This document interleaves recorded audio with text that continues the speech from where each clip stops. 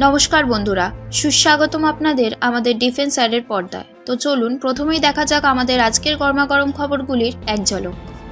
ভারতের accidental fire ঘটনা নিয়ে মন্তব্য, রাশিয়ার আর্ম ইম্পোর্টে দেরি, জম্মু কাশ্মীর আপডেট, HAL এর MOU চুক্তি এবং অবশেষে ইউক্রেন রাশিয়া দ্বন্দ্বের 20তম দিন। আজ ভারতীয় রক্ষামন্ত্রী শ্রী রাজনাথ সিং 9ই মার্চের অ্যাক্সিডেন্টাল মিসাইল ফায়ারিং মামলার খবর পার্লামেন্টকে দিয়েছেন। এই ব্যাপারে রক্ষামন্ত্রীর কথা অনুযায়ী সরকার এই ব্যাপারটিকে খুবই গম্ভীরতার সাথে মেনেছেন এবং এর জন্য হাই লেভেল ইনভেস্টিগেশন জারি করেছেন এবং তদন্ত করার পরে এই দুর্ঘটনাটির সঠিক কারণটি জানতে পারা যাবে। এই ব্যাপারে রক্ষামন্ত্রী এটাও বলেছেন, ভারতের মিসাইল সিস্টেম অত্যন্ত সুরক্ষিত এবং এছাড়াও আমাদের সুরক্ষা প্রক্রিয়ায় প্রোটোকলে হাই লেভেলের হয়ে থাকে, যার সমীক্ষা সময়ানুযায়ী করা হয়ে থাকে। আমাদের আর্ম ফোর্সেস খুবই ভালোভাবে ট্রেন্ড এবং ডিসিপ্লিনড এবং এই সিস্টেমগুলি সামলানোর অভিজ্ঞতা খুব ভালোভাবেই রয়েছে তাদের। তিনি এও বলেছেন, ভারত হাতিয়ার সুরক্ষাকে সর্বোচ্চ প্রাথমিকতা দেয় এবং এর মধ্যে কোনো কমতি থাকলে সেটি তৎক্ষণাৎ দূর করার পরিকল্পনাও করা হয়। এই ঘটনাটির অপারেশন ম্যালফাংশন এবং ইন্সপেকশনের জন্য এর যে স্ট্যান্ডার্ড অপারেটিং প্রসিডিউর সেটির সমীক্ষাও করা হচ্ছে। বাকি ভারতীয় রক্ষা মন্ত্রণালয়ের তরফ থেকে এও বলা হয়েছে যে তারা সংসদকে আশ্বাস দিতে চান যে আমাদের মিসাইল সিস্টেম খুবই রিলায়েবল এবং সেফ।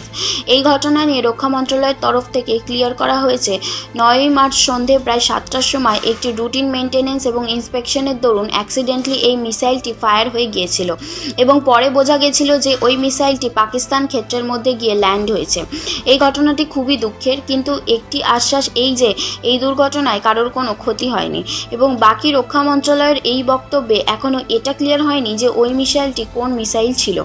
এছাড়াও এই ঘটনা নিয়ে PTI নিউজ রিপোর্টের তরফ থেকে জারি করা রিপোর্ট থেকে জানা গেছে যে আমেরিকা বলেছে যে সম্প্রতি যে মিসাইল পাকিস্তানে পড়েছে সেটি একটি দুর্ঘটনা ছাড়া কিছুই না, অর্থাৎ আমেরিকার কথা অনুযায়ী এর যা হয়েছে সমস্তই ভুল করে হয়েছে।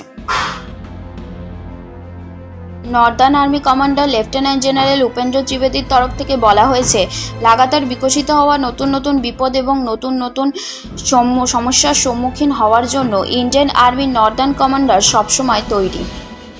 উধমপুরে নর্দার্ন কমান্ডার ভারতের বীর যোদ্ধাদের গ্যালেন্ট্রি অ্যাওয়ার্ডস এবং ডিস্টিংগাইজড সার্ভিস অ্যাওয়ার্ড সম্মানে সম্মানিত করেছেন। এই অনুষ্ঠানটিকে সম্বোধিত করে উনি বলেছেন যে নর্দার্ন কমান্ডে সিকিউরিটি সিচুয়েশন এখনও ভার্সেটাইল, কারণ আন্তঃরাষ্ট্রীয় বিপদ ছাড়াও উত্তর পশ্চিম অর্থাৎ নর্দার্ন অ্যান্ড ওয়েস্টার্ন দুই জায়গাতেই ভারতের অ্যাক্টিভ অপারেশনগুলি সফল করার জন্য আমরা একমাত্র কমান্ড এবং নর্দার্ন কমান্ড এই সমস্ত বিপদের সম্মুখীন হতে সবসময় প্রস্তুত। এছাড়াও আরেকটি আপডেট হলো 14 এবং 15ই মার্চ এয়ারবর্ন এক্সারসাইজের দরুন মেইনল্যান্ডে কোনো জায়গায় র্যাপিড রেসপন্স এবং এরিয়াল ইনসারশন ক্যাপাবিলিটির জন্য ইন্ডিয়ান আর্মির এয়ারবর্ন এবং স্পেশাল ফোর্সেস প্র্যাকটিস করেছিল এবং এই এক্সারসাইজের দরুন কমব্যাট ফ্রি ফায়ার এবং ইন্টিগ্রেটেড ব্যাটল গ্রিনের সাথে অনেক অ্যাডভান্স এরিয়াল ইনসারশন টেকনিকও ইনক্লুড ছিল। এছাড়াও আরও একটি আপডেটে দেখা গেছে যে AK-20 অ্যাসল্ট রাইফেল এর ডিলের পরে এবার রাশিয়া ইউক্রেন দ্বন্দ্বের জন্য তালওয়ার ক্লাস ব্রিগেডের চুক্তি আছে, যে তাতেও দেরি দেখা যাবে বলে মনে করা হচ্ছে। জম্মু কাশ্মীরের অবন্তিপোরাতে এক কাউন্টার শুরু হওয়ার রিপোর্ট সামনে এসছে। এই অপারেশন দরুন একজন আতঙ্কবাদীকে অলরেডি এনকাউন্টার করে দেওয়া হয়েছে এবং এই অপারেশন এখনও জারি রয়েছে এবং অন্যান্য ডিটেল আসা এখনও বাকি রয়েছে। এছাড়াও কাল কেন্দ্রীয় গৃহ রাজ্যমন্ত্রী শ্রী নিত্যানন্দ রায়ের তরফে পার্লামেন্টকে জানানো হয়েছে যে 2020 জম্মু কাশ্মীরে জোর জবরদস্তিভাবে হওয়া টেরোরিস্ট ভায়োলেন্স এবং এনকাউন্টারের দরুন আমাদের প্রায় 62 জন সিকিউরিটি পার্সোনাল মৃত্যুবরণ করেছেন, যেখানে 106 জন পার্সোনাল আহতও হয়েছেন এবং 2021-এও এই রকমের ঘটনায় 42 জন সিকিউরিটি পার্সোনালসের মৃত্যু হয়েছে এবং 117 জন আহত হয়েছেন। গত 2 বছরে জম্মু কাশ্মীরে প্রায় 176 বার জবরদস্তি অনুপ্রবেশকারীদের প্রবেশের চেষ্টা করেছে এবং এই চেষ্টায় প্রায় 31 জন আতঙ্কবাদীকে এনকাউন্টার করা হয়েছে। রাজ্যসভাকে রক্ষা মন্ত্রণালয় থেকে দেওয়া রিপোর্ট অনুযায়ী গত 5 বছরে কাউন্টার টেরোরিস্ট অপারেশন এবং আতঙ্কবাদী আক্রমণে প্রায় 156 জন আর্মি পার্সোনাল এবং 3 জন ইন্ডিয়ান এয়ারফোর্স পার্সোনালের ক্যাজুয়ালিটিস হয়েছে। এছাড়াও কেন্দ্রের তরফ থেকে পার্লামেন্টকে এই কথাও জানানো হয়েছে যে কল্যাণঘাটের ঘটনার পর থেকে চীন বর্ডারে ভারত সরকার প্রায় 32 রোড প্রজেক্টস মঞ্জুর করেছে, যাদের মধ্যে একটি প্রজেক্টের কাজ অলরেডি শুরু হয়ে গেছে। চীন ভারত বর্ডারে প্রায় 32টি হেলিপ্যাড নির্মাণও করা হচ্ছে। এছাড়াও অন্য একটি আপডেট হলো, যেখানে ক্রেপির এর লেটেস্ট রিপোর্ট অনুযায়ী ভারত দ্বারা অন্যান্য দেশ থেকে অস্ত্রশস্ত্র ইম্পোর্ট করার মামলায় রাশিয়ার যে শেয়ার আছে, যা 2012 থেকে 2017 পর্যন্ত 69% ছিল, সেটি 2017 থেকে 2021 পর্যন্ত 46%-এ এসে দাঁড়িয়েছে। অ্যারোস্পেস ডোমেনে advance electronics, electrical and fibre optic interconnection সংযুক্তভাবে কাজ করার জন্য HAL ব্যাঙ্গালোরে এই কোম্পানি অফিসিয়ালসদের সাথে একটি MOU সাইন করেছেন। এছাড়াও সম্প্রতি নিউ দিল্লিতে আয়োজিত ইন্টারন্যাশনাল অ্যারোস্পেস সেফটি কনফারেন্স 2022-কে সম্বোধিত করার জন্য ইন্ডিয়ান এয়ারফোর্স চিফ বলেছেন, আমাদের একটি ভালো সেফটি রেকর্ডকে মেনটেন করার সাথে সাথে নতুন এবং পুরনো টেকনোলজিকে সংযুক্ত রূপে ব্যবহার করার উপর ফোকাস করার দরকার আছে।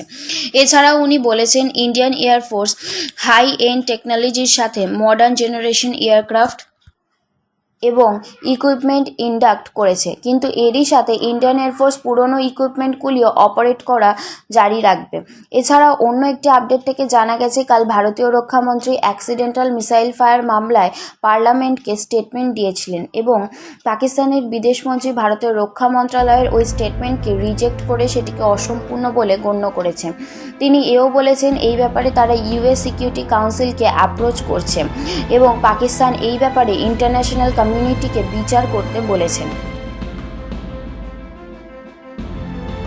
ইউক্রেন রাশিয়া দ্বন্দ্বের 20তম দিনে UNSC-তে ভারত, রাশিয়া এবং ইউক্রেনের মধ্যে ডাইরেক্ট কন্ট্যাক্ট এবং নেগোসিয়েশনের মাধ্যমে এই শত্রুতাকে তৎকালীন সমাপ্ত করার অনুরোধ করেছেন এবং ভারত এও বলেছে যে রাশিয়া এবং ইউক্রেনের সাথে লাগাতার ভারত টাচে থাকবে।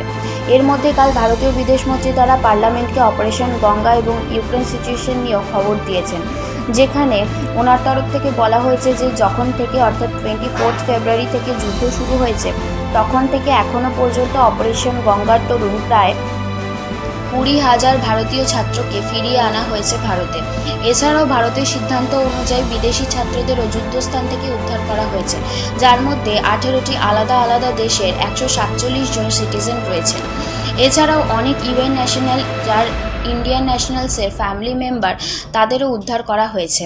এছাড়াও কাল 15ই মার্চ ইউক্রেনের ফরেন অ্যাফেয়ার্স মিনিস্ট্রির তরফ থেকে টুইট করে বলা হয়েছে যে ইউক্রেনের রাশিয়ান আর্ম ফোর্সেস প্রায় 13,500 personal, 81 aircraft, 95 helicopters, 404 tanks, 9 UAV, 150 archery pieces, 64 MLRS, 640 vehicles, 3 buses, 33 anti-aircraft system, 1279 আলাদা আলাদা আর্ম ভেহিকেলের ক্ষতি হয়েছে।